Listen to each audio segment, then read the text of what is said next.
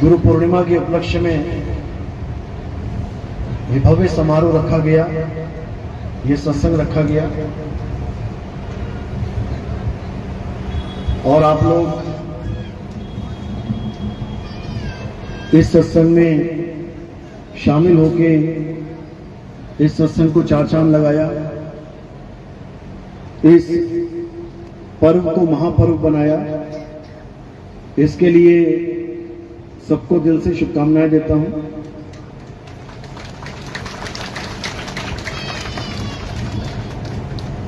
क्योंकि एक गुरुमुख के जीवन में सबसे बड़ा त्योहार गुरु पूर्णिमा का ही त्योहार होता है, जहां पर वो अपने गुरु के द्वारा दिया हुआ ज्ञान इसको अपनाकर उस बताए हुए मार्ग पे चलने के लिए प्रण करता है, हिम्मत करता है कि मैं अपने गुरु के बताए मार्ग पे चलूं और ये जन्म मरण का रोग जो मुझे लगा हुआ है इसको मैं खत्म कर दूं। इसलिए बाकी त्योहारों को नीचे रखा गया है। सबसे बड़ा त्योहार एक गुरुमुख के जीवन में गुरु पूर्णिमा का त्योहार है और आज वही गुरु पूर्णिमा है।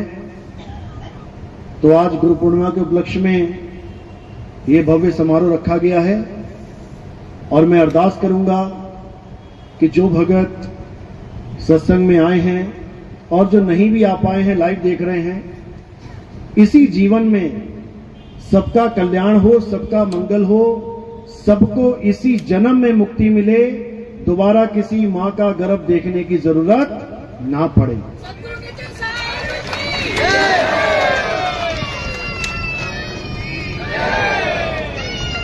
क्योंकि इंसान जन्म इसीलिए मिला है, इसलिए नहीं मिला है कि तुम पता नहीं किस किस की पूजा करते फिर रहे हो, कहां कहां डोल रहे हो, कहां कहां भटक रहे हो। कोई कहता है तुझे बीमारी है, वहां चला जा, वहां चला गया। कोई कह रहा है तेरा काम धंधा नहीं चल रहा, वहां चला जा, वहां चला गया। कोई कह रहा है तुझे शादी करने के लिए लड़की नहीं मिल रही, उस बाबा के पास चला जा, हो जाएगा, वहां चला गया, मन्नतें मांग रहा है। किसी को नौकरी नहीं मिल रही, कह रहे वहां चला जा, वहां काम बन जाएगा।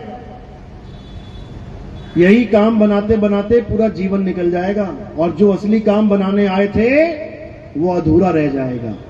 क्या काम बनाने आए थे? इस जन्म मरण से मुक्त होने आए थे। इसीलिए इंसान जन्म मिलता है और इस इंसान जन्म का कोई मतलब ही नहीं है कि तुम सोचो कि इंसान जन्म बहुत बड़ा जन्म है, मौज मस्ती के लिए मिला है। सबसे ज्यादा दुख इंसान जन्म में ही है। सुबह उठते ही समझ में आने लग जाता है कि पूरे दिन की कमाई करनी है तब रोटी खा पाओगे।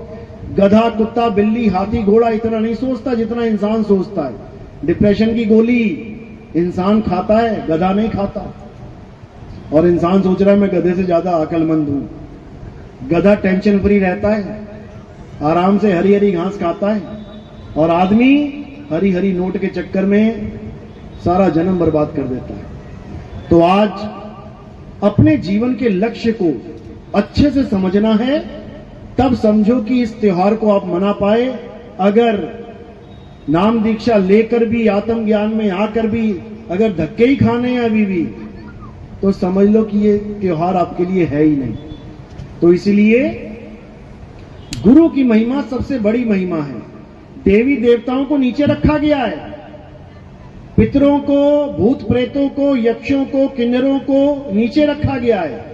गण गंधर्व नीचे हैं। सबसे ऊपर कौन है? देवों के देव महादेव गुरुदेव। तो बोला गुरु बड़े गोविंद से और मन में देख विचार, हरि सुमिरे सो वार है और गुरु सुमिरे सो पार। तो आज हम उसी गुरु की महिमा गाएंगे जिस गुरु की महिमा सब संतों ने गाई, भगवानों ने गाई, राम जी ने गाई, कृष्ण जी ने गाई, सबने गाई। तो आज हम उसी गुरु की महिमा गाएंगे। तो आज का सत्संग शुरू करने से पहले परमपिता परमात्मा के चरणों में एक जयकारा लगाएंगे और फिर सत्संग शुरू करेंगे। बोलिए परमपिता परमात्मा की, सदगुरु बंदी छोड़ कबीर साहेब की, सभी संतों की, सभी भक्तों की, आज के आनंद की। इस गांव नगर बस्ती की, सतगुरु मदनपति साहेब की, दीवान जवाहरपति साहेब की, सतगुरु राम सेवक साहेब की, सतगुरु बराकपति साहेब की, कलीनापुर धाम की, सभी संतों की, सकल हंस को बंदगी, साहेब बंदगी, सतनाम सतनाम।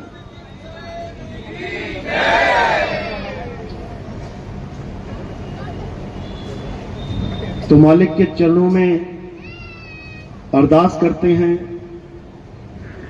कि ये आवाज जहां तक जा रही है, जो भी इस सत्संग को सुन रहा है, उस पर मालिक के विवेक की ऐसी बारिश हो जाए, ऐसा विवेक जाग जाए कि ये जीव जो जन्मों जन्मों से सो रहा है, ये जाग जाए।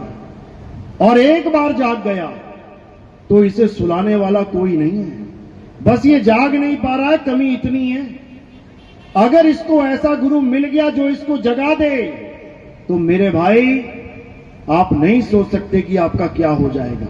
जन्म मरण से छुटकारा हो जाएगा, आत्म कल्याण हो जाएगा। लेकिन जो इसको जगाता है, ये उसी का दुश्मन बन जाता है। सबसे बड़ी दिक्कत ये है, आप किसी को जगाने के लिए जाओगे कि भाई सत्य की बात सुन ले, ये सत्य है और ये असत्य है, तो जो असत्य को पकड़ के बैठा है तुम्हें लाठी लेके दौड़ाएगा। वो सुनना ही नहीं चाहता सत्य की बात। सबसे बड़ी दुविधा ये है। और वो क्यों नहीं सुनना चाहता? क्यों? कारण क्या है? क्यों उसको सत्य की बात नहीं अच्छी लग रही? कारण है उसका मन, वो मन जो उसको उलझा के बैठा है, वो मन जो उसको असत्य के साथ जोड़ के बैठा है, वो मन जो उसे दुनियावी लालच में फंसा के बैठा है कि तेरे काम नहीं बन रहे, इस दरबार में आजा तेरे काम बन जाएंगे। चाहे दरबार में जाने के बाद वो गधा कुत्ता घोड़ा बन जाए अगले जन्म में, उससे किसी को मतलब नहीं है। वो चाहे भूत प्रेत चंडाल बन जाए, राक्षस बन जाए, उससे कोई मतलब नहीं है। लेकिन आज का काम सुलटना चाहिए, आज का काम बन जाना चाहिए। बाद में भाड़ में जाए जीवन, 184 में जाना पड़े, किसी को मतलब नहीं है। आज का काम बना दो बस। यही सबसे बड़ा खेल है इस काल निरंजन का। ये मन इसी लालच में फंसा के बैठा है सबको। आजा तुझे बंगला दिला दूं, आजा तुझे गाड़ी दिला दूं, आजा तुझे मोटर गाड़ियां, तुझे क्या क्या दिला दूं, इसी में फंसा के रखा है। सब कुछ देगा ये, और उसके बाद क्या करेगा? अंत में छीन लेगा। कुछ नहीं ले जा सकते। एक पैसे का भी सिक्का तुम यहां से नहीं ले जा सकते। 1000 का नोट या 500 का नोट या 2000 का तो बहुत दूर की बात है। एक कौड़ी कानी नहीं ले जा सकते यहां से तुम, और उसके पीछे सारा जीवन लगा दोगे। दरबारों में भटकते फिरोगे, मेरे बिगड़े काम बन जाएं। उसके बाद क्या हो जाएगा? बन गए, फिर सब यहीं छोड़ के चले जाना है। इसलिए सबसे बड़ा काम जो बिगड़ ना जाए उसका ख्याल करो। क्या काम है जो तुम यहां करने आए हो? इंसान जन्म तुम्हें इसीलिए मिला है ताकि वो कार्य पूर्ण करो और निकलो यहां से। क्या है वो कार्य? जन्म मरण से मुक्ति का कार्य है। कैसे मिलेगी मुक्ति? मुक्ति का केवल एक ही साधन है, और वो क्या है? सत्य नाम, सच्चा नाम, आत्म ज्ञान। केवल यही एक साधन है जिससे तुम्हारी मुक्ति हो सकती है। नहीं तो भूल जाओ कि मुक्ति नाम की कोई चीज होती है। तो ये आत्म ज्ञान ये कहां मिलेगा? ये हमें गुरु के पास मिलता है जाके। सबसे बड़ा ज्ञान, आत्म ज्ञान कहां मिलेगा? सतगुरु के पास मिलेगा। उसके अलावा कोई साधन है ही नहीं। ये तुम्हें किसी मंदिर, मस्जिद, गुरुद्वारे में नहीं मिलेगा। ये किसी की मूर्ति पूजा करके या नमाज पढ़ के या कहीं बाइबल पढ़ के या कोई और ग्रंथ पढ़ के नहीं मिलेगा। ये ज्ञान कहां मिलेगा? जीवित गुरु के पास मिलेगा, जीवित गुरु के पास। तो कबीर साहब कह रहे हैं, शुरुआत में तुम अगर कहीं भी जाते हो, कहीं भी, किसी भी गुरु के पास, इसमें कोई बुराई नहीं है। आप शुरुआत कहीं से भी कर सकते हो। आप पढ़ाई करना चाहते हो, आप किसी भी स्कूल से शुरुआत कर सकते हो। आंगनबाड़ी चाहे वो राजस्थान में है, चाहे वो गुजरात में है, चाहे हिमाचल में, पंजाब में है, शुरुआत तो करो। कहीं से भी कर सकते हो। धीरे धीरे धीरे धीरे आगे बढ़ते जाओगे और बढ़ते बढ़ते बढ़ते एक ऐसी जगह पहुंच जाओगे जिसको हम पूर्ण ज्ञान कहते हैं। वहां तक पहुंचने के लिए तुम्हें कई गुरु धारण करने पड़ेंगे। आंगनबाड़ी का गुरु अलग होगा, नर्सरी का, केजी का अलग होगा, पहली कक्षा का, दूसरी का, 5वीं का, 10वीं का अलग होगा, 12वीं का अलग होगा, कॉलेज का अलग होगा। सबसे टॉप तक जाते जाते तुम पता नहीं कितने गुरु बदल लोगे, तब जाकर तुम अपनी मंजिल पे पहुंचोगे। इसी प्रकार अध्यात्म में भी हम कई गुरुओं के पास होते हुए अपने परम लक्ष्य तक पहुंचते हैं। और हमारे जीवन में कोई भी गुरु आता है वो पूजनीय है, वो वंदनीय है, वो दुआ सलाम के काबिल है। भले आपने उसके ज्ञान को त्याग दिया, आगे बढ़ गए, जैसे आपने 5वीं 7वीं का ज्ञान भी त्यागा, आगे बढ़ गए। तो अगर आपको मार्केट में कहीं 5वीं 7वीं का टीचर मिल जाएगा तो वो वंदनीय है। जाके पैर छुओगे कि नहीं? गुरुजी का हालचाल पूछोगे कि नहीं? धन्यवाद करोगे कि नहीं कि गुरुजी आपने बहुत अच्छा पढ़ाया था तभी पास हो पाया मैं, नहीं तो अटक गया होता 5वीं में ही। इसीलिए कबीर साहब ने सब प्रकार के गुरुओं की महिमा गाई है। गुरु मेरे सभी बड़े, अपनी अपनी ठौर। ठौर भी बता दी है, ये मत समझ लेना कि सारे गुरु पार कर देंगे। अपनी अपनी ठौर। अब ये ठौर क्या है? जिस दिन तुम्हें ये ठौर समझ में आने लग गई, उस दिन तुम्हें पता लग जाएगा कि मेरा गुरु किस ठौर तक मुझे पहुंचा सकता है। कई लोग दिल्ली से आए हैं, कई गुजरात से आए हैं, कई एमपी से आए हैं, कई पंजाब से आए हैं, अलग अलग प्रदेशों से आए हैं, ट्रेन में आए हैं। तो आप देखोगे कि हर ट्रेन में आपको स्टेशन मिलेंगे, एक गया, दूसरा गया, तीसरा गया, चौथा गया, लेकिन आप किसी भी स्टेशन पे नहीं उतरे। आप बीच में किसी भी स्टेशन पे नहीं आए। जरूर थे स्टेशन, गाड़ी रुकी भी थी, लेकिन आप उतरे क्यों नहीं? क्योंकि आपको जिस गुरु ने एड्रेस दिया था वो कहां का था? वो यहां का था। तो आप बीच में नहीं उतरे, यानी आपके गुरु ने आपको इस ठौर का निशाना दिया था तो आप पहुंच गए। अगर कोई गुरु ऐसा मिलता जो रास्ते का निशाना दे देता, आप उसी वक्त वहीं उतर जाते, तो यहां पहुंचते क्या? कभी नहीं पहुंच पाते। इसी प्रकार हमारे जीवन में बहुत से गुरु आते हैं, हमें नाना प्रकार का ज्ञान देते हैं। ऐसा नहीं है कि सारे गुरु एक ही प्रकार का ज्ञान दे रहे हैं। अरे कोई जाप दे रहा है, कोई श्वासों का अजपा जाप दे रहा है, कोई अनहद नाद दे रहा है, कोई कुछ दे रहा है, कोई कुछ दे रहा है, कोई भूत प्रेतों की पूजा करवा रहा है, कोई चंडालिनी की पूजा करवा रहा है। एक जगह तो एमपी में चुड़ैल माता का मंदिर बना रखा है, वहां जो बैठा हुआ है वो चुड़ैल माता की पूजा करवा रहा है। कर लो, क्या करोगे? और उस गांव के लोग जा भी रहे हैं चुड़ैल माता की पूजा कर दे।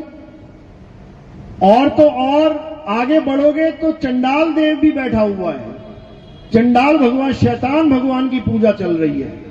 करने वाले कर रहे हैं, आरती गा रहे हैं, तन मन धन निछावर है, लाखों रुपया चंदा दे रहे हैं। और आगे बढ़ोगे, एक एमपी में, पता नहीं राजस्थान में कहां मंदिर है, वो कुतिया माता का मंदिर है। कुतिया माता का मंदिर, यानी देवताओं की कमी पड़ गई हमारे धर्म में, अब कुतिया की पूजा करेंगे हम सारे मिलके। तो ऐसे भी मंदिर हैं और वहां भी गुरु बैठा है, वो भी आरती करवा रहा है पूरी पूरी, और लोग पूरी श्रद्धा से कर रहे हैं।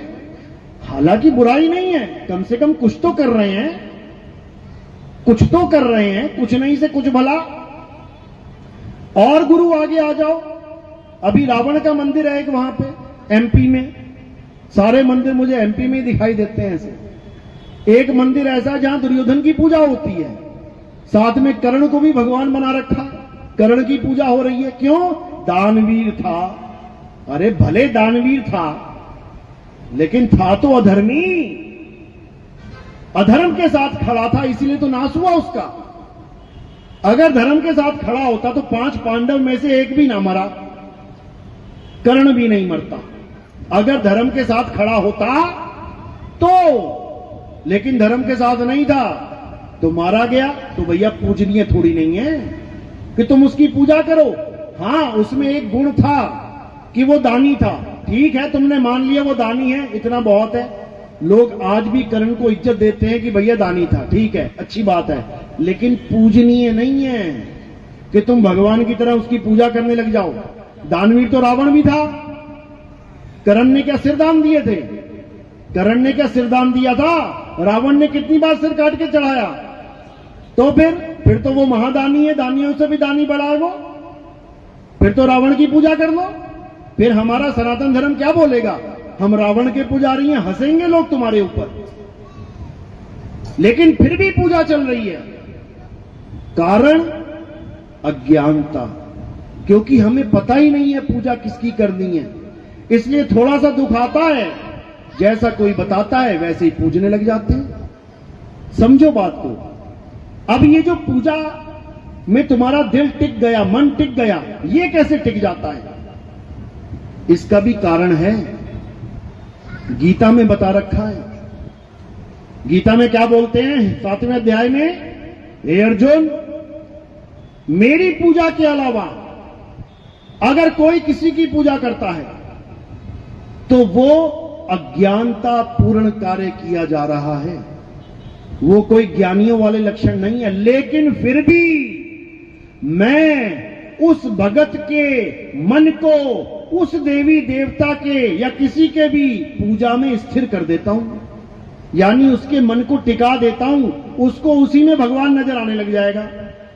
लेकिन उससे उसकी ना तो मुक्ति होगी ना उसकी गति होगी। हे अर्जुन, देवताओं की पूजा करने वाले देवलोक को प्राप्त होंगे, भूतों की पूजा करने वाले भूतों को प्राप्त होंगे, राक्षसों की पूजा करने वाले राक्षस कुल में जाएंगे, साफ लिखा है। और पितरों की पूजा करने वाले पितर लोक को चले जाएंगे, पितरों में आ जाएंगे। मेरा पुजारी इन किसी लोकों में नहीं जाएगा। जो मेरी भक्ति करेगा उसका जन्म मरण खत्म हो जाएगा। लेकिन कोई ये जाने पहले कि आखिर मैं हूं क्या। अगर मेरी भक्ति भी कोई देवी देवता मान के करेगा तो वो मुक्त नहीं हो सकता। कारण क्या है? क्योंकि हे अर्जुन, वो मेरे उस दिव्य रूप को, वो मेरे उस आत्म स्वरूप को जाने बिना मेरे द्वारा प्रकट की हुई माया को ही सत्य मान बैठेगा। ये काया क्या है? ये शरीर क्या है? ये माया है। माया का गुण क्या है? ये बदलती रहती है। बचपन की फोटो देखना, 1 दिन की, फिर देखना 1 साल की, फिर देखना 10 साल की, फिर देखना 20 साल की, फिर देखना 50 साल। हर फोटो तुम्हें अलग अलग दिखाई देगी। ये शरीर तुम्हें बदला हुआ दिखाई देगा। कारण क्या है? क्योंकि ये शरीर माया है। हे अर्जुन, जो मुझे शरीर मान के मेरी पूजा करते हैं वो कभी नहीं जान सकते कि मेरा स्वरूप क्या है। वो कभी नहीं पहचान सकते कि मैं कौन हूं, क्योंकि मैं अपनी इस माया के पीछे छुपा रहता हूं। कोई मुझे नहीं जान सकता मैं कौन हूं। कौन जानेगा? केवल तत्व ज्ञानी संत जान सकता है कि मैं कौन हूं। अन्यथा चाहे कोई कितना ही बड़ा पुजारी क्यों ना आ जाए, सारी उम्र राधे राधे हरे कृष्णा हरे राम जपने वाला बाबा क्यों ना आ जाए, ये मुझे नहीं जान सकते। कारण क्या है? क्योंकि ये 52 अक्षरों को मेरी भक्ति मान बैठे हैं। ये अक्षरों के मंत्रों के जाप को मेरी सच्ची भक्ति मान बैठे हैं, जबकि मेरी सच्ची भक्ति अक्षरों से परे है। अगर मुझे जानना है तो तुम्हें इन अक्षरों से परे जाना पड़ेगा, इन मंत्रों से, इन जंत्रों से परे जाना पड़ेगा। क्योंकि मैं आत्मा हूं, और आत्मा को जानने के लिए तुम्हें आत्म ज्ञानी गुरु के पास जाना पड़ेगा। हे अर्जुन, अध्याय 2 16वां श्लोक। इस दुनिया में 2 प्रकार के तत्व हैं, एक असत्य तत्व और एक सत्य तत्व। 2 प्रकार के तत्वों का ज्ञान तत्वदर्शी संतों ने दिया है। तो हमें क्या करना है? असत्य तत्व को त्यागना है और सत्य को जानना है। बस इतना सा काम करना है। अगर हमने ये काम कर लिया तो समझो कि अब हमारा जन्म 101% सफल हो जाएगा। लेकिन कैसे होगा? श्लोक तो पढ़ लिया हमने कि एक सत्य और एक असत्य तत्व है, लेकिन जानेंगे कैसे? क्या है सत्य, क्या है असत्य? तो उसके लिए क्या निवारण किया? अध्याय 4 34वां श्लोक। हे अर्जुन, अगर तुम आत्मा को जानना चाहते हो, अगर तुम सत्य को जानना चाहते हो, तो तुम ऐसे तत्वदर्शी संत की शरण में जाओ जो तुम्हें सत्य और असत्य का भेद समझा दे, जो असत्य को छुड़वा दे और सत्य को लखा दे। वही तत्वदर्शी संत तुम्हारा जन्म मरण खत्म कर सकता है। अन्यथा इस संसार में ऐसा कोई नहीं जो तुम्हें सच्ची भक्ति से, आत्मज्ञान से जोड़ सके। तुम्हें मंत्र जपवाने वाले लाखों गुरु मिल जाएंगे, तुम्हें 100 का अजपा जाप कराने वाले लाखों गुरु मिल जाएंगे, तुम्हें कानों में उंगलियां डाल के 5 तत्वों की 5 धुनों को, अनहद नाद को सुनाने वाले लाखों गुरु मिल जाएंगे। लेकिन तुम्हें तुम्हारी आत्मा का भेद बताने वाला, तुम्हें तुम्हारा स्वरूप लखाने वाला तत्वदर्शी संत ऐसे नहीं मिलेगा। कहते हैं लाखों में कोई समझ ना पई है और कोटि मध्य जानेंगे, कहें कबीर सुनो भाई साधु, हमें बिरले हंस पहचानेंगे। कहते हैं लाखन में कोई समझ ना पई है। लाखों गुरु बैठे हुए हैं, लेकिन कोई समझ नहीं सकता कि तुम्हारा स्वरूप क्या है। कारण क्या है? क्योंकि वो खुद अपना स्वरूप नहीं जान पा रहा। वो कहां फंस गया है? 52 अक्षरों में फंस गया है। हिंदू है तो राम राम राम राम राम राम, राधे राधे राधे राधे, ओम नमः शिवाय ओम नमः शिवाय। मुसलमान है अल्लाह अल्लाह अल्लाह, या खुदा या खुदा या खुदा। ईसाई है हालेलुया हालेलुया, गॉड गॉड कर रहा है। सिख भाई है तो वाहेगुरु वाहेगुरु वाहेगुरु वाहेगुरु जप रहा है। चारों को लग रहा है कि हम अलग अलग भक्ति कर रहे हैं, चारों को लग रहा है हम अलग अलग दवाई खा रहे हैं। लेकिन दुख के साथ कहना पड़ता है कि चारों की दवाई एक है। और कौन सी दवाई है? ये 52 अक्षरों की दवाई। कोई वर्णमाला में से रा और मां उठा के बैठ गया, कोई उसी वर्णमाला से वाह गुरु उठा के बैठ गया, कोई उसी वर्णमाला से अल्लाहू उठा के बैठ गया, कोई उसी वर्णमाला से गॉड हालेलुया उठा के बैठ गया। एक ही वर्णमाला है, 52 अक्षरों का खेल है। और लोग सोच रहे हैं कि नहीं, हमारी भक्ति तो हिंदुओं से अलग है, हमारी मुसलमानों से अलग है, हमारी सिखों से, हमारी ईसाइयों से अलग है। अरे सब एक ही लेके बैठे हो। क्या लेके बैठे हो? 52 अक्षर, आ आ ई ई उ उ का खा गा चा छा टा ठा, ये सब लेके बैठे हो। इसीलिए कबीर साहब को कहना पड़ा गुरु ग्रंथ साहिब में, 52 अक्षर जोरे आन, सक्या न अक्षर एक पहचान, सत का शब्द कबीरा कहे, पंडित होए सो अनपढ़ रहे, पंडित जन को एओ व्यवहार, ज्ञानवंत को तत्व विचार, जाके जीव जैसी बुद्धि होई, और कहे कबीर जानेगा सोई। कहते सारा संसार इन 52 अक्षरों में उलझ गया है। सारा संसार, केवल एक धर्म नहीं, या 2 धर्म या 3 धर्म नहीं, कई 4-5 धर्म नहीं, सारा संसार। तो कह रहे 52 के जंजाल में अरे फंस गया ये संसार, और सिमरन 52 का करे कैसे लागे पार। कह रहे भगवान का नाम, इन 52 अक्षरों का नाम पकड़ के बैठ गया। याद करना था परमात्मा को, और दिन रात याद किसे कर रहा है? 52 को। इसीलिए कबीर साहब समझा रहे हैं 52 अक्षर लोक त्रय, सब कुछ इन्हीं माही, ये आखर खिर जाएंगे वो आखर इनमें नहीं।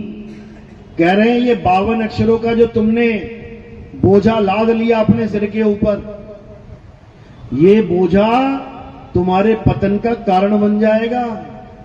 ये बोझा जितना जल्दी हो सके उतार दो और अपनी आत्मा का ज्ञान समझ लो। मदन साहिब समझा रहे हैं, सोई गुरु पूरा कहावे, जो 2 अक्षर का भेद बतावे, एक छुड़ावे एक लखावे, तब प्राणी निज घर को जावे। कह रहे गुरु तो बहुत है संसार में, लेकिन तुम्हें ऐसा गुरु चाहिए जो इन 52 अक्षरों की डोरी तोड़ दे, बांध ना दे 52 में। 52 अक्षरों के जाल को तोड़ना है। तो कह रहे हैं 52 अक्षर जीव आधारा, आदि अक्षर जीभ्या से न्यारा। इन 52 अक्षरों का आधार क्या है? ये जीभ। तुम्हारी जीभ मुंह में चल रही है ना बढ़िया, खूब नाम जप रहे हो खूब, और जैसे ही ये जीभ काम करना बंद कर गई, लकवा मार गया ना, करते फिरोगे, एक नाम भी ना निकल पाएगा मुंह से। किसी ने कहीं जीभ गलती से काट दी ना, तो सारी उम्र एक नाम ना ले पाओगे, हा करोगे बस। तब कहां चले जाएंगे ये भगवान के नाम? तब कहां चली जाएगी तुम्हारी मुक्ति? समझ लो बात को। तो कह रहे हैं जो नर पड़े 52 के फेरा, सो नर जानो काल का चेहरा। जब 52 का टूटे डोरा, सहजे छूटे काल झक। फिर नहीं आए फिर नहीं जाए, सार शब्द में रहे समाये। कहते हैं जो तुम्हें 52 के साथ जोड़ रहा है और तुम्हें ये पूरा भरोसा दिलवा रहा है कि तुम्हारी मुक्ति हो जाएगी नाम जाप से, वही काल का चेला है। अब ये काल कौन है? कौन है ये काल? अभी समझ में नहीं आ रहा। जिस दिन समझ में आ गया ना, जमीन निकल जाएगी पैरों से। तो क्या समझा रहे हैं? जो नर पड़े 52 के फेरा, चाहे कोई हिंदू है, चाहे मुसलमान, चाहे सिख, चाहे ईसाई, अगर वो कोई भी नाम जप रहा है और उसको लगता है कि नाम जपने से मेरी मुक्ति हो जाएगी, उसको ऐसा गुरु मिल गया जिसने पूरा भरोसा दिलवा दिया, बेटा नाम जाप से तेरी मुक्ति हो जाएगी, तो समझ लेना वही गुरु कौन है? काल का चेला है वो काल का नाम जपवाने आया है। क्योंकि काल भगवान के नाम सब 52 अक्षरी नाम हैं और परमात्मा का नाम 52 से परे है। गरीबदास जी महाराज क्या कह रहे हैं? अरे 52 अक्षर लेख, राम रंग होरी हो, वो अक्षर यामे नाही, राम रंग होरी हो। कागज कलम कलेस, राम रंग होरी हो, अब वो रहा शेष का शेष, राम रंग होरी हो। कहते हैं ये 52 अक्षर कलेस हैं जो तुमने कागज और कलम से हजारों लाखों करोड़ों नाम बना लिए भगवान के। ये तुमने अपने जीवन को कलेश बना लिया।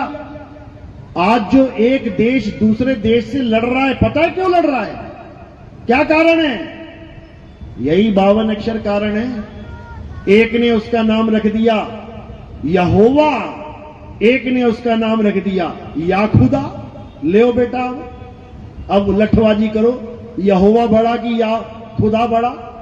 एक ने नाम रख दिया राम, एक ने नाम रख दिया वाहेगुरु, एक ने नाम रख दिया अल्लाह, एक ने नाम रख दिया गॉड। अब मारो लठ एक दूसरे के। 52 अक्षर का खेल है ये, 52 अक्षरों की लड़ाई है ये। हमारी तुम्हारी लड़ाई नहीं है, हम सब एक मालिक के बच्चे हैं। सब कह रहे हैं, हर धर्म कह रहा है कि परमात्मा एक है, हम सब उसके बच्चे हैं। तो भैया काहे लड़ रहे हो? क्यों लड़ रहे हो? कारण क्या है? कारण है 52 अक्षर। मैंने उसका नाम रख दिया राम और वो रख के बैठा है खुदा। अब मैं ना मानता कि खुदा है वो, मैं तो राम में बिल्कुल संतुष्ट हूं। ये है झगड़ा। सबकी जुबान काट दी जाए, सारे अक्षरों को खत्म कर दिया जाए, कागज कलम खत्म कर दी जाए, सारे 52 अक्षर ध्वस्त कर दिए जाएं। अब बताओ तुम्हारे भगवान का क्या नाम है? कौन सा मंत्र जाप करोगे? कौन सा ग्रंथ लिखा है? क्या पढ़ोगे? कुछ नहीं, क्योंकि ये सारा खेल 52 अक्षर का है। सारा खेल 52 अक्षर का है। सारी आरतियां भगवानों की, ओम जय जगदीश हरे, जय संतोषी माता, जय पिता, जय बाबा, सब 52 का खेल है।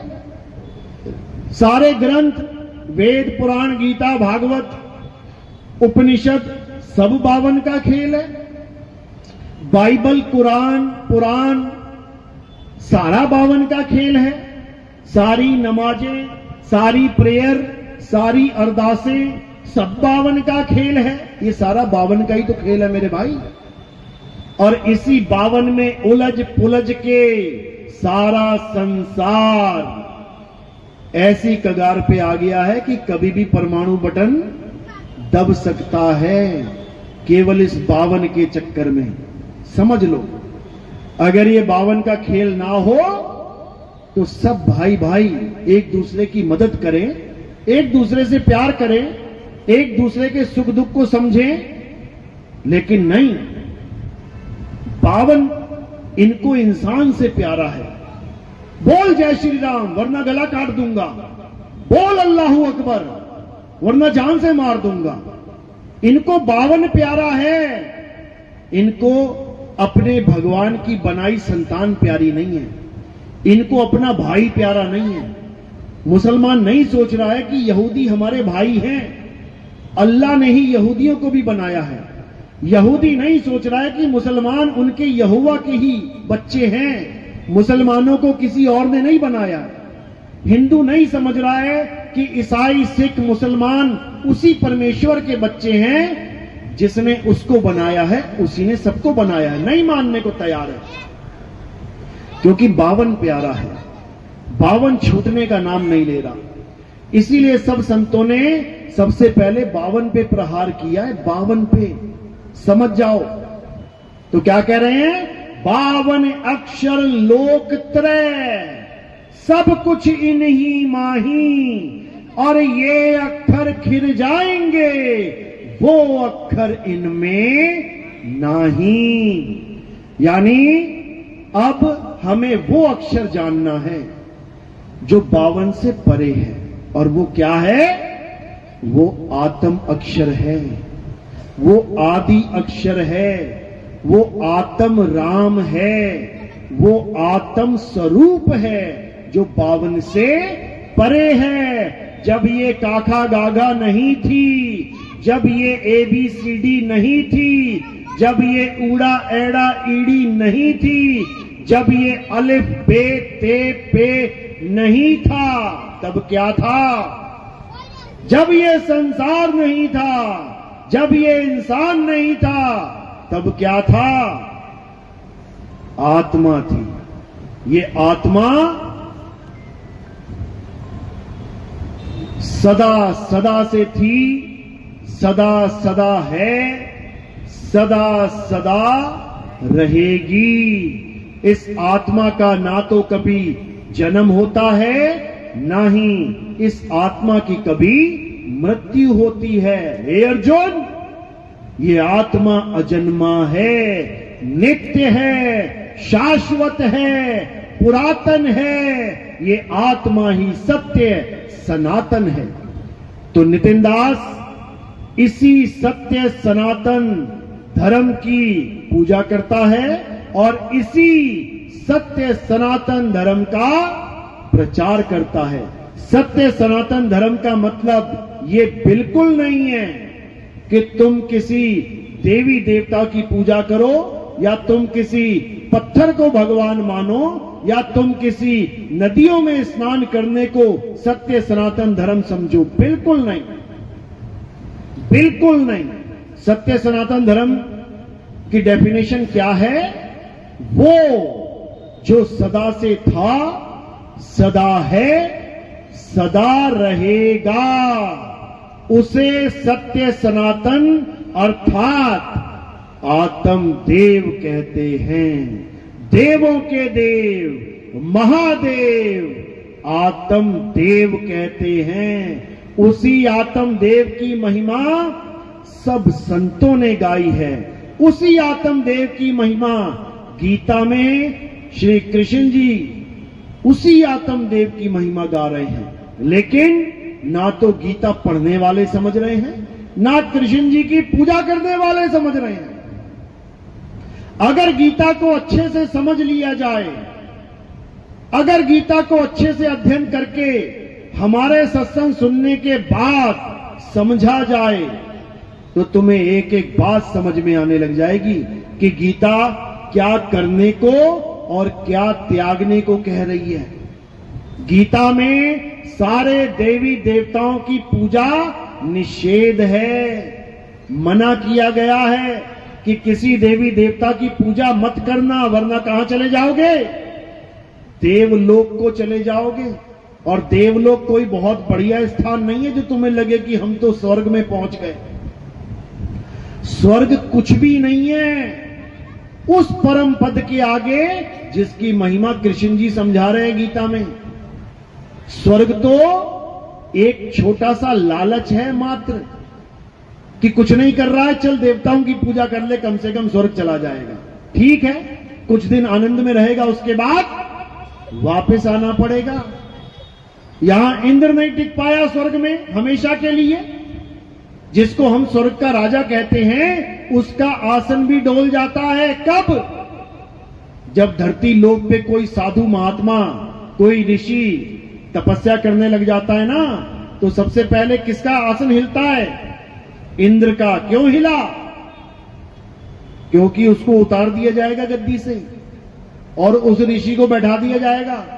अब नया इंद्र कौन बन जाएगा? वो ऋषि महाराज बन जाएगा। फिर एक और आएगा, फिर ऋषि महाराज का आसन हिलने लग जाएगा, फिर दूसरा आएगा, फिर तीसरा आएगा। ये चक्की चलती रहेगी सारी उम्र, समझ लो। तो कृष्ण जी ये बिल्कुल नहीं कह रहे कि देवी देवताओं की पूजा करो। हां, वो ये जरूर कह रहे हैं कि कुछ नहीं आता, चल देवी देवता पूज ले, लेकिन इससे तू कोई ज्ञानी नहीं बन जाएगा। इससे कोई तुझे गर्व की बात नहीं है कि तू महान बन जाएगा। अध्याय 7 23वां श्लोक क्या कहता है कि जो लोग देवी देवताओं की पूजा करते हैं कुछ फलों के कारण, मेरा काम नहीं बन रहा, हे भगवान, हे देवता, मेरा काम बनवा दो, नौकरी लगवा दो, बिगड़े काम बनवा दो, धंधा चलवा दो, दुकान चलवा दो, चल भी गई तो क्या हो जाएगा? कहते हैं कि जो देवी देवताओं की पूजा करते हैं और उनके द्वारा जो फल उन्हें प्राप्त होते हैं वो क्षणिक होते हैं, कुछ समय के लिए। और ये बिल्कुल मत मान लेना कि देवी देवता दे रहे हैं तुम्हें फल। देवी देवता भी मेरे द्वारा निर्धारित किया हुआ फल दे सकते हैं, उनके अपने पल्ले कुछ भी नहीं है। याद रखना ये बात। तुम्हारे गांव में सड़क बनवानी होती है तो गांव का प्रधान बनवाता है, ले पैसा कहां से लाता है? अपनी जेब से दे रहा है क्या? तो फिर कहने को गांव का प्रधान बनवा रहा है, नाम भी अपना लिखवा देगा कि ये सड़क इस गांव के प्रधान के अंडर बनी हुई है, लेकिन पैसा कहां से ला रहा है? एमएलए से। एमएलए कहां से ला रहा है? एमपी से। एमपी कहां से ला रहा है? सीएम से। सीएम कहां से ला रहा है? पीएम से। तो असली भंडार कहां है? पीएम के पास है। इसी प्रकार देवी देवता वो नहीं दे सकते जो उनसे मांगा जाए, नहीं दे सकते। देवी देवताओं से मांगा गया, राक्षसों ने मांगा। सबसे बड़ा भगवान लोग कहते हैं शंकर जी हैं। शंकर जी प्रकट हो गए, शंकर जी से मांगा गया, हे शंकर जी, हे भोलेनाथ, मुझे अमर कर दो, मुझे अमर कर दो। हो गया अमर? नहीं हो सकता, क्योंकि भोले शंकर के पास वो वरदान है ही नहीं। अगर वो वरदान होता तो बताओ क्यों ना देते? ब्रह्मा जी को प्रसन्न कर लिया लोगों ने, और सबसे ज्यादा ब्रह्मा जी को प्रसन्न किसने किया है? राक्षसों ने।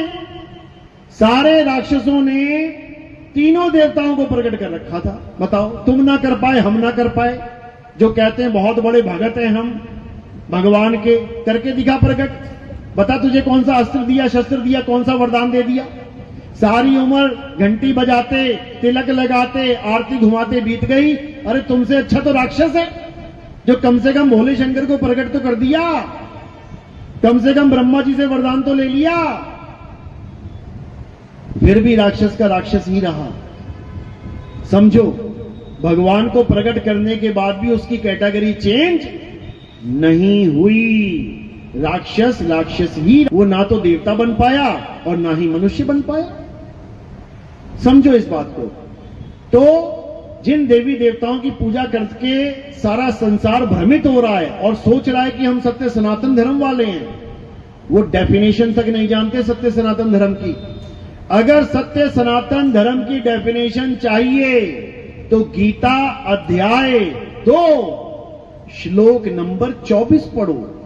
देखो क्या बोला गया है। हे अर्जुन, ये आत्मा मैं नहीं, या भोले शंकर नहीं, या ब्रह्मा जी नहीं, या 10 अवतार नहीं। किसके बारे में बोला गया? आत्मा। ये आत्मा अछेद्य है, इस आत्मा में कोई छेद नहीं कर सकता। ये आत्मा अदाह है, इस आत्मा का कोई दाह संस्कार नहीं कर सकता। ये आत्मा अशोष्य है, इसको कोई सुखा नहीं सकता, कोई गीला नहीं कर सकता।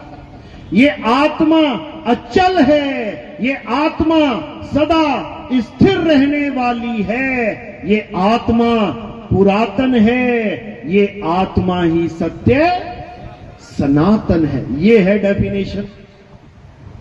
अब जो कोई कहता है कि मैं सत्य सनातनी हूं, तो बेटा बता फिर आत्मा के बारे में क्या जानता है तू? आत्मा के बारे में कैसे पूजा की जाती है आत्मा की? आत्म देव को कैसे पूजा जाता है? अगर ये वो बता दे तब समझना कि वो सनातनी है। और वो कहे कि आरती की थाली ले आओ, दिया जलाओ, पत्थर के आगे, मूर्ति के आगे पूजा कर लो, ये आत्मा की पूजा है, तो ये आत्मा की पूजा नहीं है। ये पत्थर की पूजा है, जिसको तोड़ा जा सकता है, जिसे फोड़ा जा सकता है, जिसे काटा जा सकता है, जिसे भिगोया जा सकता है, जिसे सुखाया जा सकता है। वो पत्थर आत्मदेव नहीं है, समझ लो। और अगर कोई ये कहे कि उस पत्थर में यानी कण कण में भगवान है, तो ये प्राण प्रतिष्ठा की बात क्यों करते हो? फिर तो सारे पत्थरों में भगवान ही है। जब कण कण में भगवान है, तो जो मूर्ति पहले से बनी पड़ी है सड़क के किनारे, उसमें भी भगवान है। फिर तुम प्राण प्रतिष्ठा की बात क्यों करते हो? हम इसमें प्राण डाल देंगे, यानी पहले भगवान नहीं था। जो पहले उसमें भगवान था, उसमें प्राण नहीं था। बिना प्राण के भगवान बैठा था कण कण में। ये क्या बातें करते हो? ये सत्य सनातन धर्म नहीं है। सत्य सनातन धर्म है आत्म देव की पूजा करना। गुरु ग्रंथ साहिब में साफ लिखा गया है, आत्म देव पूजिए, गुरु के सहज सुभाए। आत्मेनो आत्मेदी प्रतीत ते घर ही परचा पाए। कहीं आने जाने की जरूरत नहीं पड़ेगी मेरे भाई, घर में ही परचा हो जाएगा। परचा यानी परिचय।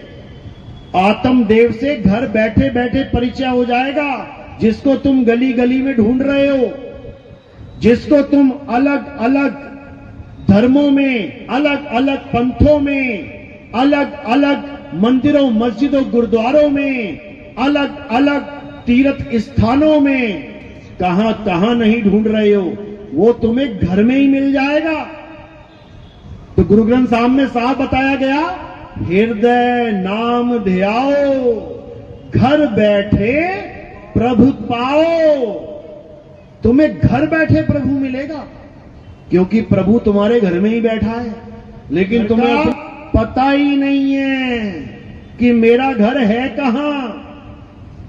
तुम फंस गए काल के जाल में। तुम मान बैठे इस तीन लोक को अपना घर, तुम मान बैठे इस काया को अपना घर, इसलिए भ्रमित हो गए। जब तुम्हें यह समझ में आ जाएगा कि मेरा घर कहां है, गुरु तुम्हें बताएगा कि तुम्हारा घर कहां है, तब तुम्हें समझ में आएगा कि मेरा निज घर कहां है।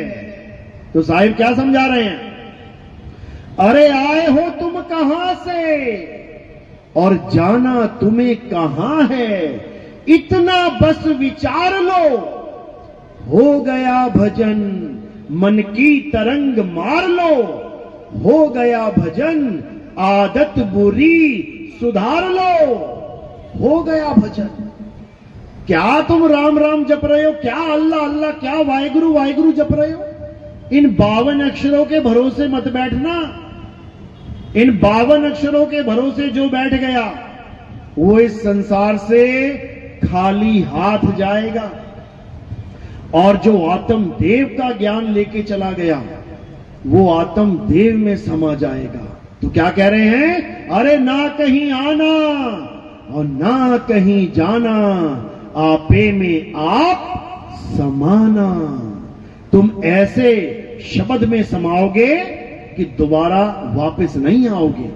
तो कह रहे हैं सूरत फंसी संसार में, ता से पड़ गई दूर और सूरत बांध स्थिर करो, आठों पहर हुजूर। कहां स्थिर करोगे? आत्म देव में स्थिर करना है। किसी काया में स्थिर मत कर लेना, किसी मंदिर में स्थिर मत कर लेना। पुरानी फिल्में देखी है ना, कैसी फिल्में होती थी? पुराना मंदिर। बताओ भूत भी कहां रहता है? मंदिर में ही भूत रहता है। बताओ, अरे मंदिर में भगवान रहता है कि भूत रहता है? ये बिल्कुल सही बातें बताई गई हैं, गुरु ग्रंथ साहब में लिखा हुआ है। अंत काले जो मंदिर सिमरे, ऐसी चिंता में देह मरे। अंत काल वो कौन सी जोनी मिलेगी? प्रेत जन्म वो वल वल विसरे। तो फिर प्रेत बन के आना पड़ेगा। मंदिर का मतलब केवल मंदिर नहीं है, मंदिर का मतलब है ये ईंट पत्थर मकान दुकान। अगर तुम्हारी सुरता किसी मकान दुकान में रह गई, ईंट पत्थरों में रह गई, तो वापस तुम्हें आना पड़ेगा, भटकना पड़ेगा। तो इसलिए बार बार संत महात्मा यही समझा रहे हैं कि तुम्हारा ध्यान कहां रहना चाहिए? 24 घंटे कहां रहना चाहिए? तुम्हारी आत्मा में। तुम्हारी आत्मा में तुम्हारा ध्यान रहे। तो क्या बताया गीता में? अध्याय 3 17वां श्लोक क्या कहते हैं? हे अर्जुन, जो अपनी आत्मा में रमण करते हैं, जो अपनी आत्मा में तृप्त हैं, जो अपनी आत्मा में संतुष्ट हैं, उनके लिए कोई धार्मिक कर्म कर्तव्य लागू ही नहीं होता। उनको किसी मंदिर में जाने की जरूरत नहीं, उनको किसी मस्जिद में जाने की जरूरत नहीं, उनको किसी गुरुद्वारे में जाने की जरूरत नहीं, उनको किसी चर्च में जाने की जरूरत नहीं। उनको इंसानों के बनाए किसी भी धर्म स्थल में जाने की जरूरत नहीं। कौन बोल रहा है ये? नितिन दास बोल रहा है, कृष्ण जी बोल रहे हैं, गीता में बता रहे हैं, अध्याय 3 17वां श्लोक मना कर रहे हैं वो कि कहीं मत जाना, अगर सत्य को पाना है तो अपनी आत्मा में समाना, अपनी आत्मा में रमण करना। और लोग कहां रमण कर रहे हैं? जाओ वृंदावन, कहां रमण करवाएंगे वो लोग? रमण रेती नाम का एक मंदिर बना हुआ है वहां पे, वहां कहते हैं इस धूल में लोटो, वहां रेत है, रेत, इस रेत में लोटो, खूब रेत में नहाओ, खूब नाचो। इसमें आत्मा में रमण करना था और करवा दिया रेत में रमण। अब बताओ गति कैसे होगी? रेत में रमण करने के लिए 84 लाख योनियां बनी हुई हैं। अभी तुम एक ट्राली रेत अपने घर के बाहर गिरवा लो, शाम तक देखो उसमें कौन आके नाच रहा है। कौन नाचता है? कौन नाचता है? कुत्ते नाचते हैं, कुत्ते नाचेंगे उसमें, क्योंकि 84 लाख योनियां हैं। रेत में ही नाचेंगे, मिट्टी में। जंगल में शेर, चीते, हाथी, भालू, ये कहां नाच रहे हैं? कहां सोते हैं ये लोग? रेत में, मिट्टी में। तुम कहां सोते हो?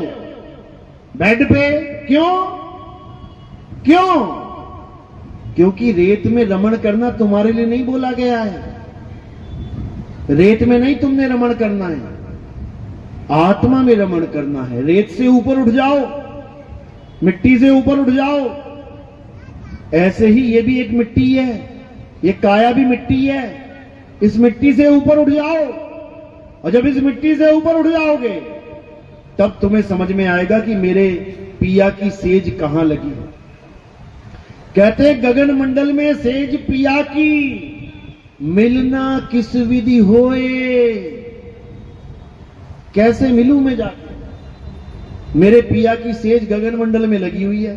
चलो फिर एक आधा रॉकेट ले लेते हैं, चलते हैं पिया से मिलने, शायद मिल जाए ऊपर बादलों के। ये वो गगन मंडल नहीं है, ये गगन मंडल वो है जो संत हमें समझाते हैं कि कहां है गगन मंडल, कहां तुमने उड़ारी मारनी है। तुमने अलल पक्षी की तरह उड़ के जाना है वहां पे, तब तुम्हारी मुक्ति होगी, तब तुम्हें वो परमात्मा मिलेगा, नहीं तो नहीं मिलेगा। तो कहते हैं शब्द विहंगम चाल हमारी, और कहे कबीर सतगुरदई तारी, खुले कपाट शब्द झन कारी, पिंड यंड के पार सुदेश हमारा है, और कर नैनो दीदार महल में प्यारा है। कहते जब भेदी गुरु मिल जाएगा तब तुम्हें विहंगम चाल समझाएगा कि बेटा इस दुनिया में मत उलझ जाना, इस माया के जाल में मत उलझ जाना, विहंगम चाल को पकड़ना, सीधे उड़ारी मारना और सीधे अपने मालिक के चरणों में लीन हो जाना। यही गरीबदास जी महाराज ने बोला है। अरे सतगुरु के लक्षण कहूं, अचल विहंगम चाल, और हम अमरापुर ले गए ज्ञान शब्द सरघाल। कहते अमरापुर ले गए मुझे मेरे गुरुदेव, और कैसे ले गए? विहंगम चाल से ले गए। जैसे चुंबक लोहे को खींचती है, कैसे खींचती है? विहंगम चाल से खींचती है। रुक रुक के नहीं जाता लोहा चुंबक तक कि पहली रूहानी मंडल पे पहुंच गया, थोड़ा इंतजार कर लूं, फिर दूसरी में पहुंचा, तीसरी में पहुंचा, इंतजार कर लूं। ये 5 रूहानी मंडल वाले बाबाओं ने उलझा दिया जीवों को। ये तुम्हें मंडलों में ही तुम्हारा कमंडल टेढ़ा कर देंगे, वहीं पे हालत खराब हो जाएगी। इन चक्करों में उलझा दिया, ये स्वाद चक्कर, ये नाभि चक्कर, ये कंठ चक्कर, घन चक्कर बना दिया तुम्हें इन चक्करों में। अब इन चक्करों में नहीं उलझना है, इन चक्करों से परे अपने आत्म स्वरूप को जानना है। और वो कैसे जानेंगे? विहंगम चाल से। तो साहिब समझा रहे हैं, जब विहंगम चाल वाला गुरु तुम्हारे जीवन में आ जाएगा वो हर प्रकार के अज्ञान का नाश कर देगा। वो तुम्हारे ऐसे पंख उगा देगा कि तुम उड़ारी मार के जाओगे। फिर तुम्हें किसी के सहारे की जरूरत नहीं है कि कोई गुरु कहे जब तक मैं ना तुम्हें सतलोक लेके जाऊं तब तक तुम पहुंच नहीं पाओगे। पता लगा चेला यहीं बैठा, गुरुजी निकल गए, लेके जा साथ में, क्यों नहीं जा पाया? जब गुरु एक्सपायर हो जाता है, शरीर छूट जाता है, तो अपने चेलों को लेके क्यों नहीं जाता? जो बड़े बड़े वादे करता है, मैं तुम्हें साथ लेके जाऊंगा, मैं तुम्हें साथ लेके जाऊंगा, वो शमशान ना जा पा रहा है, खुद 4 चेले लेके जा रहे हैं उसको, खुद शमशान तक नहीं पहुंच पा रहा है वो गुरु, और चेलों को कह रहा है मैं तुम्हें सतलोक लेके जाऊंगा। बताओ, 4 चेले उठा के लेके जा रहे हैं, राम नाम सत्य है, राम नाम सत्य। किसका राम नाम सत्य होगा? गुरु जी का हो गया राम नाम सत्य। ले लो सवाल। कौन मर गया? अरे हमारे गुरु जी मर गए। तो गुरु जी मर गए तो चेला जी कैसे बचेगा? चेला भी मरेगा, पक्का मरेगा, क्योंकि जिसका गुरु ही मर गया उसका चेला भी मरेगा। लेकिन हमारे पंथ में ना तो गुरु मरता है और ना ही चेला, क्योंकि हमारे यहां दोनों अमर हैं। इसीलिए साहिब ने बोला है, हम ना मरेब मरेब संसारा, हमको मिला जियावन हारा। कहते हैं हम वो नहीं है जो मर जाएंगे, सारा संसार मर जाएगा, हम ना मरते। और जो हमारा शिष्य हो गया उसको भी ना मरने देते, उसको भी अमर कर देंगे। मर नहीं सकता वो। अब कई लोग सोचेंगे अच्छा मर नहीं सकता, अभी गोली मार देते हैं। अरे गोली छोड़, परमाणु बम फेंक दे, चेला मर नहीं सकता। क्यों? वो अविनाशी है। ईश्वर अंश जीव अविनाशी। उस अविनाशी जीव को कौन मारेगा भाई? कोई माई का लाल नहीं मार सकता। बस वो जीव अज्ञानतावश अपने आप को काया मान के बैठ गया है, इसलिए बार बार जन्म और मरण में फंसा पड़ा है। इससे ज्यादा और कुछ नहीं है, भूल जाओ। तो कबीर साहब यही समझा रहे हैं कि जब शब्द गुरु अपने शिष्य को ज्ञान देगा तो उसे वो अपना स्वरूप देगा। वो ऐसा नहीं रखेगा कि गुरु आदमी है और चेला औरत बनी हुई है, कि गुरु बूढ़ा है और चेला जवान हुआ पड़ा है। वो ऐसा ज्ञान नहीं देगा।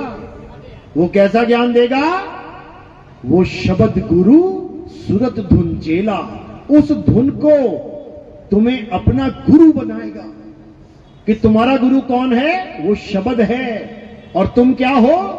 तुम सुरत हो। और क्या करना है? शब्द में समाना है। तो जब सुरत शब्द में समाएगी तो क्या होगी? शब्द ही हो जाएगी, क्योंकि वो शब्द ही है, बस अपने स्वरूप को भूल चुकी है। इसीलिए साहिब कह रहे, गुरु को कीजे दंडवत और कोटि कोटि प्रणाम, कीट न जाने भृंग को गुरु कर ले आप समान। गुरु वो होता है जो तुम्हें अपने समान कर ले। गुरु वो नहीं होता जो तुम्हें भी काया बना के छोड़ रखा और खुद भी काया बना पड़ा है। तुम्हें भी शरीर बना रखा है, तू आदमी, तू औरत, तू जवान, तू बूढ़ा, तू बच्चा, और खुद भी आदमी औरत बना बैठा है, खुद भी बूढ़ा बच्चा जवान बना बैठा है। वो गुरु नहीं है, वो गुरुआ है।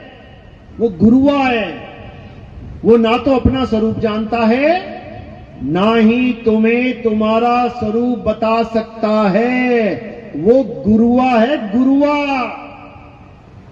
तो साहिब समझा रहे हैं, गुरुआ तो घर घर फिरे, कौड़ी केर 50, अपने रूप की खबर नहीं, शिष्य करण की आस। चेले बनाने में लगा हुआ है, यूट्यूब भरा